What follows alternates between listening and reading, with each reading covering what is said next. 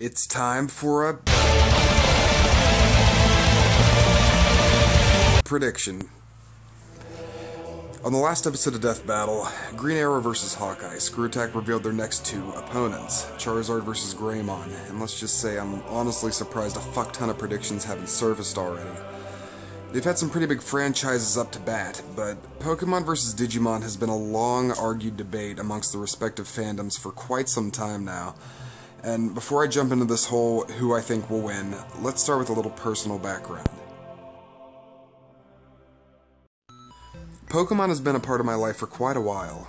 I grew up watching the anime every morning before school, with Pokemon Red being one of the first RPGs I ever played. Before I even knew what an RPG was. Yeah, I was a little late to the RPG games. And of course, it was amazing. I eventually migrated to Pokemon Silver on GBA, and the following era Emerald, where I stopped playing for the most part. Now, when it comes to commercialism, Pokemon dominate, and why shouldn't they? Their games are amazing. The anime, not so much. I never really got into anything post-Johto. I'll admit it's grown a tad too repetitive for me, and I simply can't get into it anymore.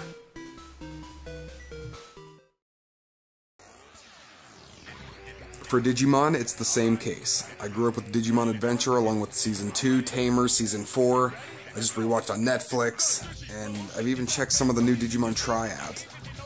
If you haven't seen it yet, it's a must-watch for old and new fans of the series. The anime is just, it's jaw-dropping. It's created a huge fan base, myself included, and you can see why. Multiple continuities grant much more leniency when it comes to story, in my opinion. And I can't judge Seasons 5 and 6 for I haven't watched them. But Tamers threw a pretty big curveball by saying Season 1 and 2 were just TV shows. Tamers was incredible. Season 4 said, you think that's a fucking curveball? How about you are the Digimon? Yet again, Season 4, fucking incredible. I don't know who writes for them, but fucking kudos to you guys. Now, I've played a lot of the Digimon games too. Digimon World, Rumble Arena, Digimon World 3, which I regard as one of the best RPGs for the PS1, World 4, and so on and so forth.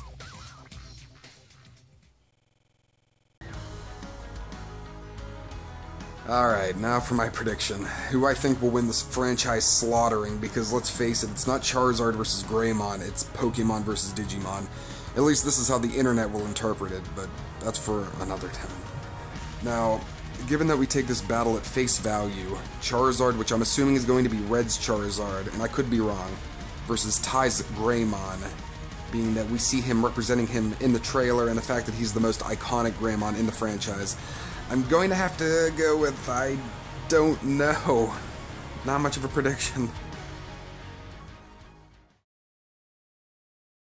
When it comes to a battle like this, like transformations and whatnot, Death Battle are pretty specific. Now, they've already had a Pokemon vs. Digimon match for 1 Minute Melee, Renamon vs. Lucario, and I know Death Battle and 1 Minute Melee are different, but neither of them evolved or digivolved. Granted, you could chalk that up to time restraint, which is what I'm doing.